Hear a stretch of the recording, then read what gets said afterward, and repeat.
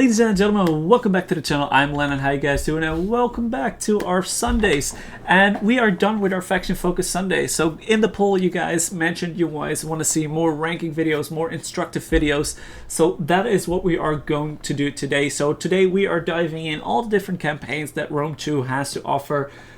From the base game campaign, the grand campaign, till all the DLC campaigns included with that. And today we're gonna go through them, and we're gonna see what are the positive, what are the strengths, what are the weaknesses, and along as we go, we are gonna rank them from the worst to the best campaigns that Rome 2 has to offer. So let's get into the main menu, and let's start with our number 6. So as you guys know, we have the grand campaign and all the DLC campaigns, and at number 6, the last number in the ranking, we are going to head to the Rise of the Republic.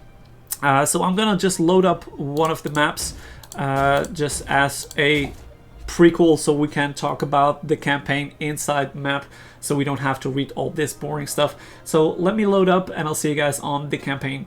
So here we are on the campaign map of the Rise of the Republic campaign.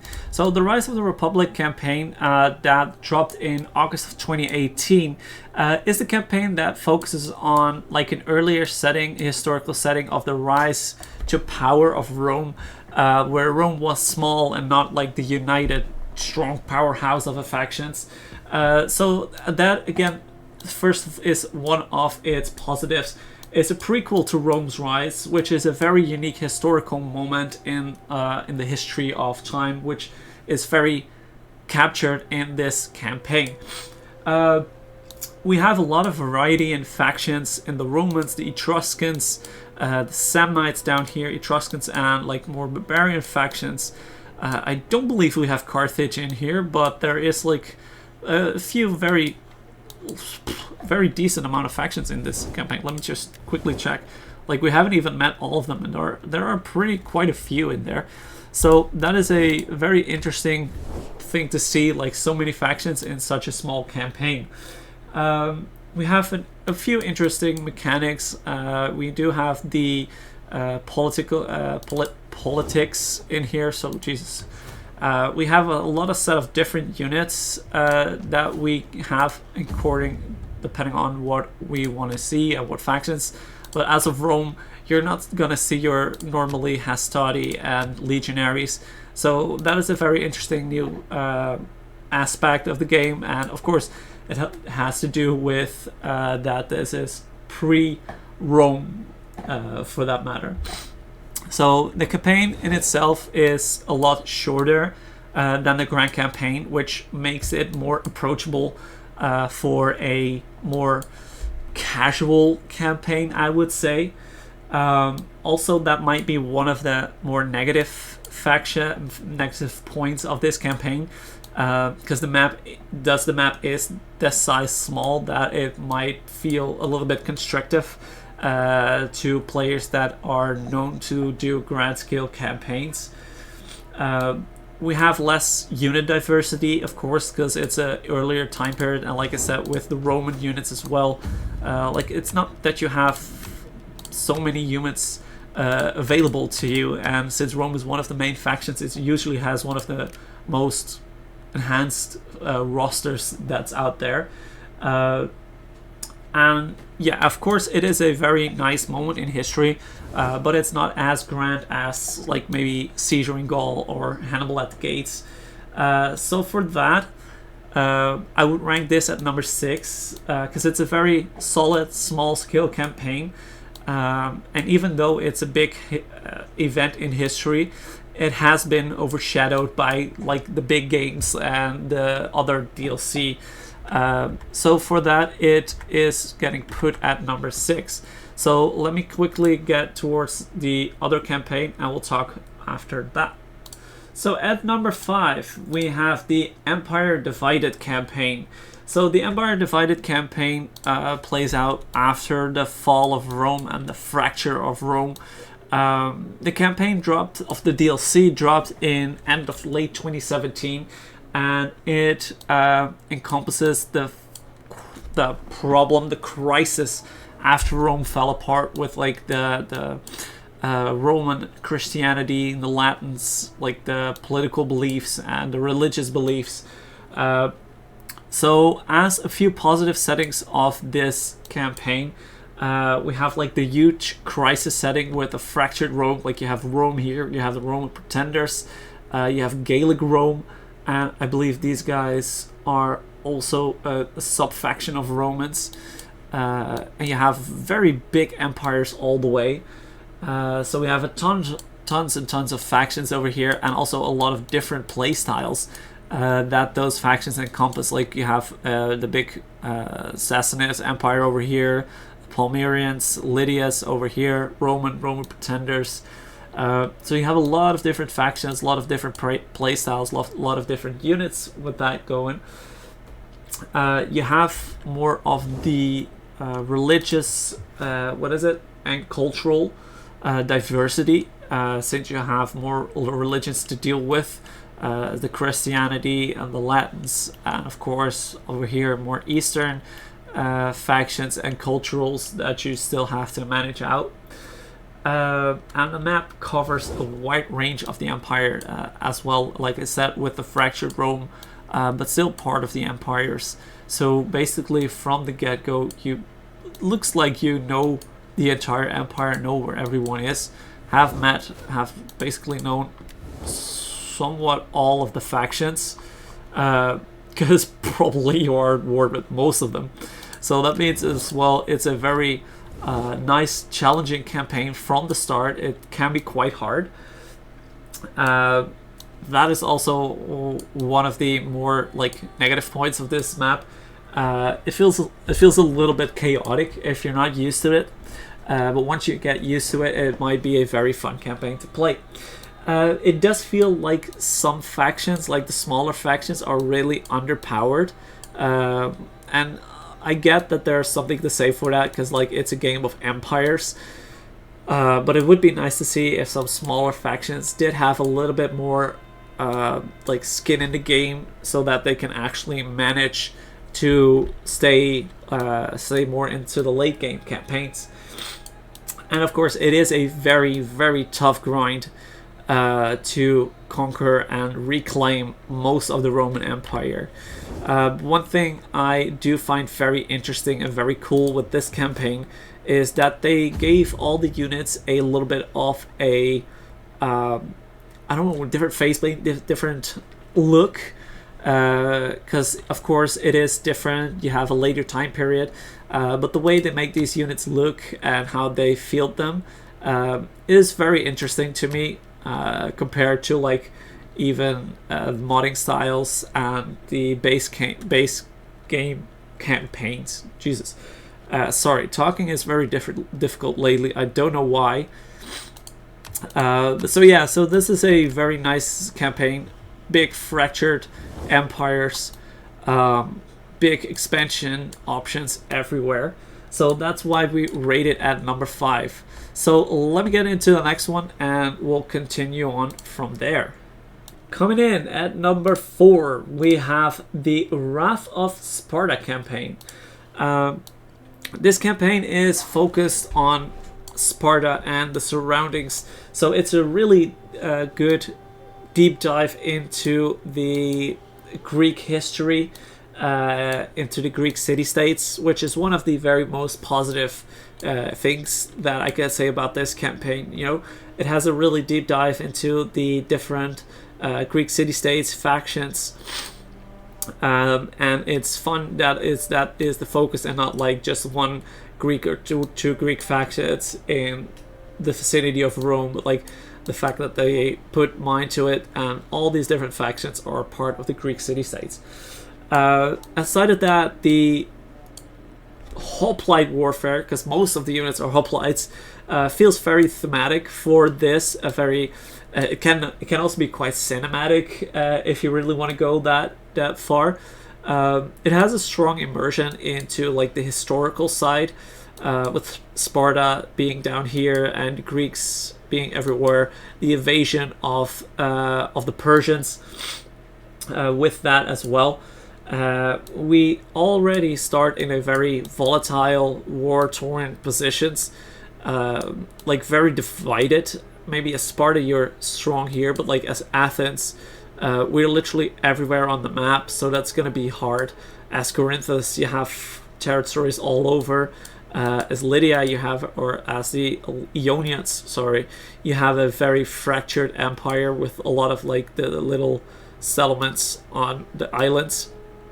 So it's a really war-ready campaign. And with all the little islands and the torn up empires, it does feel like a very unique focus compared to the other campaigns. Although one of the negatives I really did not enjoy from this campaign is the lack of unit variety. So basically all you can have is a few hoplites. See, this is the entirety of everything you can get. That's basically hoplites, archers, hoplites, slingers, and a little bit of cav and hoplites. So that is one of the things that I grew bored of pretty quickly in this campaign. It's all just hoplites, hoplites, hoplites, hoplites. You do get to learn how to deal with hoplites, so that is a fun aspect of this. But that is one of the negatives I find in this campaign. And because of the hoplites, they have very decent stats, low killing power, high defense. It makes it feel very grindy. You know, fights drag out quite a bit if you have like 20 versus 20 stack of hoplites. It's gonna take you a very long time. And also, yeah, of course, there are limited expansion options if you go towards the east. But yeah, on that is the focus of the campaign. So, yeah. So we rate this at number 4. Amazing for a Greek history lover. It has a nice appeal, but like I said, unit variety, and it can get kind of grindy because of it. So that is our number 4. So let's jump in towards our top 3.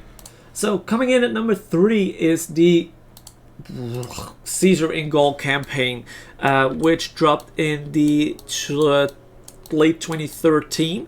A kind of thing I forgot to mention, the Wrath of Sparta campaign dropped in late 2014 in the top of my head. But coming in at number 3 is the Caesar in Gaul campaign.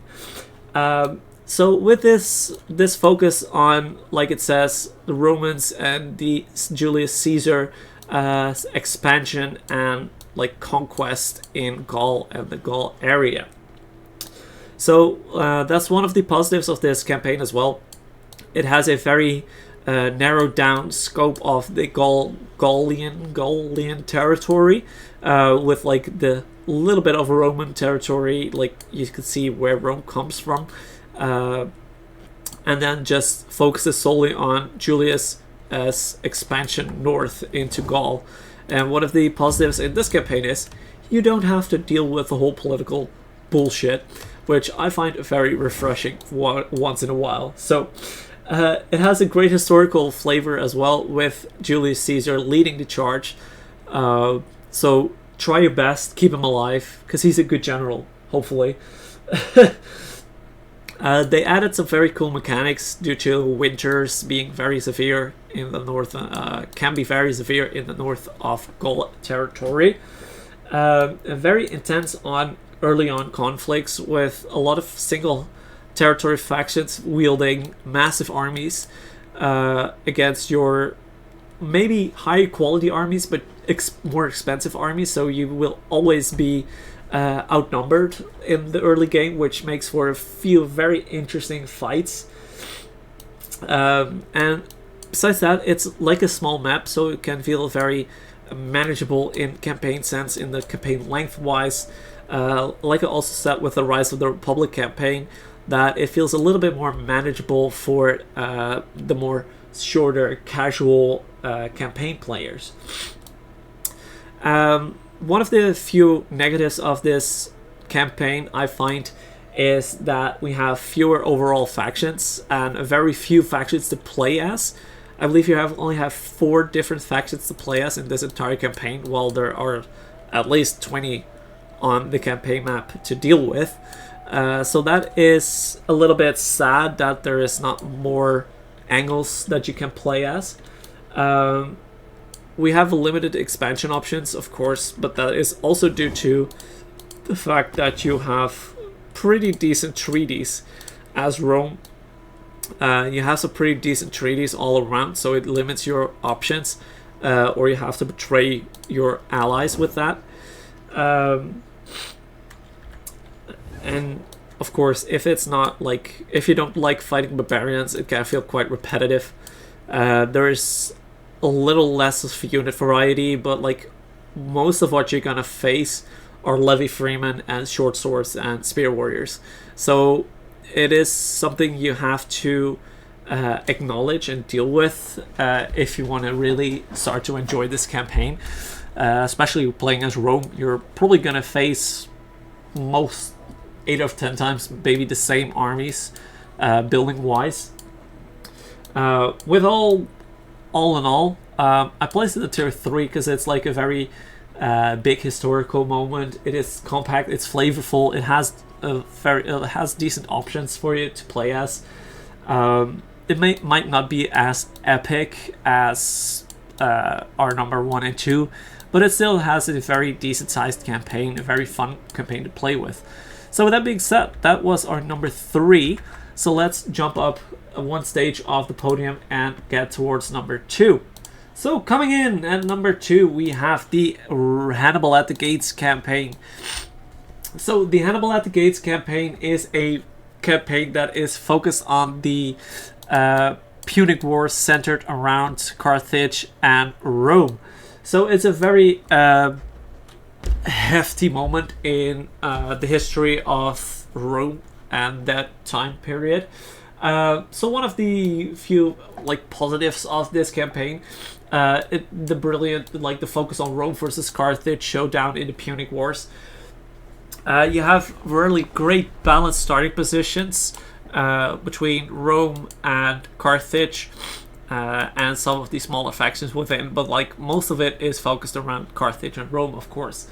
The Iberian tribes, there are quite a few of them. They add some very nice flavor of diversity in this.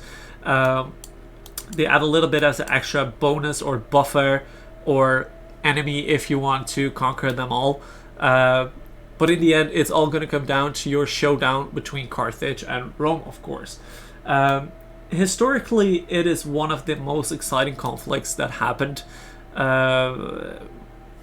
Most of the, I don't want to say detrimental, I know that's the wrong word, but it is one of the biggest events in Roman history, I think.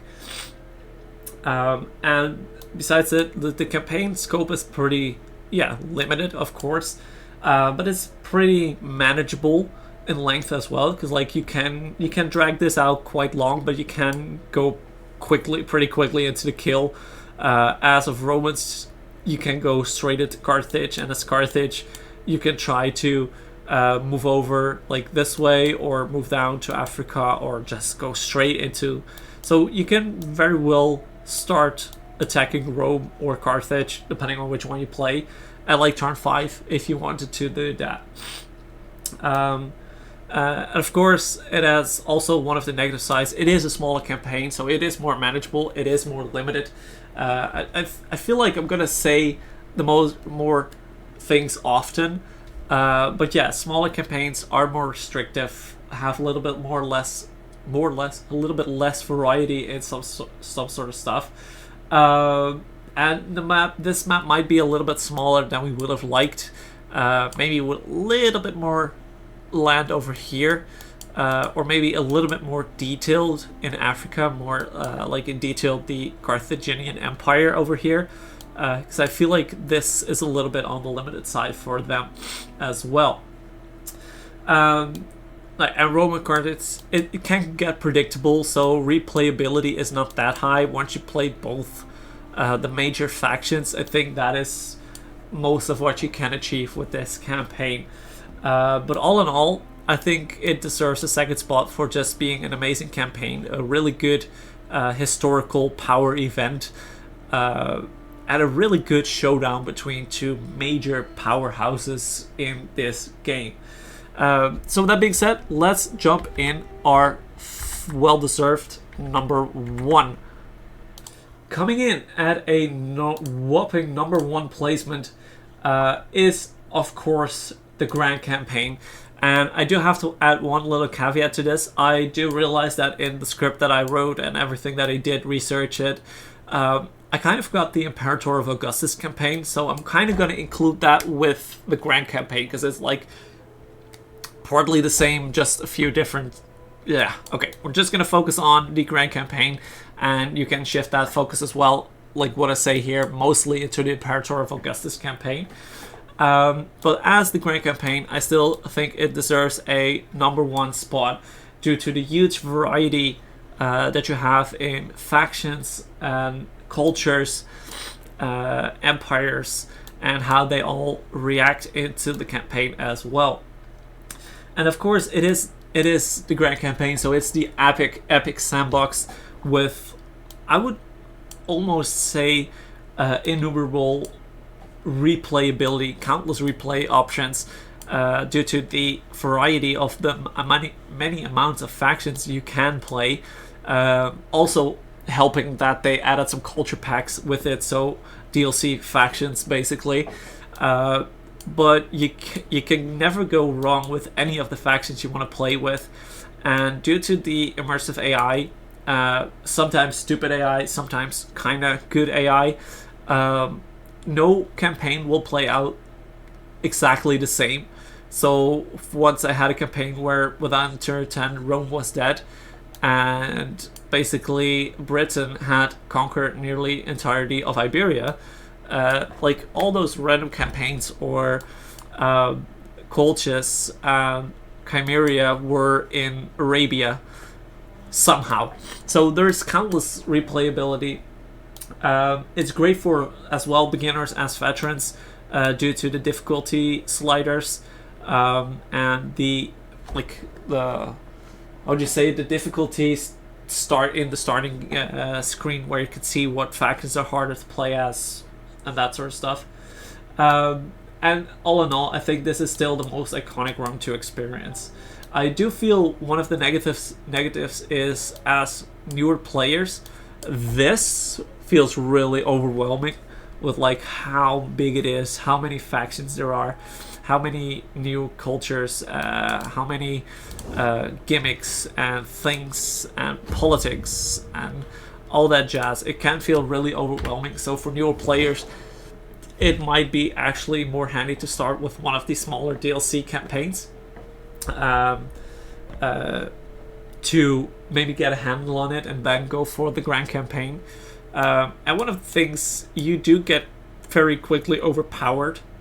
So some of the factions, late game AI might struggle pretty decently with you as a powerhouse. So I feel like there still could be some improvements in AI here and there. Although, of course, they're not going to make it because this game is nearly a decade old. More than a decade even. Jesus, we're old. But yeah, that is one. Yeah, AI struggles a little bit in the late game, but yeah, that's most in all of the games so far. So, still rating it #1 as of right now. So with that being said, I think that is all that we had so far. So let me quickly recap for you what we had, and then we can end this. So at number 6 we have the Rise of the Republic campaign. It is very early on Rome. It's quite unique but restrictive map, just less epic. At number 5 we had the Empire Divided campaign.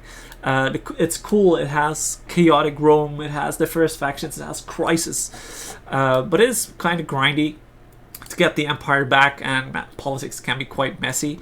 At number 4 we have the Wrath of Sparta campaign. A very immersive Greek warfare hoplite theme, can be very cool, very cinematic, thematic. But like I said, the hoplite is also very grindy, limited expansions and very limited units. So that is rank 4. At rank 3 we have the Caesar in Gaul, really historical, focused on Julius Caesar, which is a very cool part-time in history, but also very limited playable factions. I believe it's like 4, and thus can get quickly repetitive since you don't have many playable options. At number 2 we have the Hannibal at the Gates, Rome versus Carthage drama theme very historical game. It has a narrow scope, a little bit of a smaller map, but still a rank 2. And of course, at 1, the Grand Campaign, including the Imperator of Augustus campaign. Huge skill, huge everything basically. Very replayability. Although it can be very overwhelming in length, and that including with weak late game AI, might be streamrolling it once at a certain point. But with that being said, that is my ranking of Total War Rome 2's different campaigns.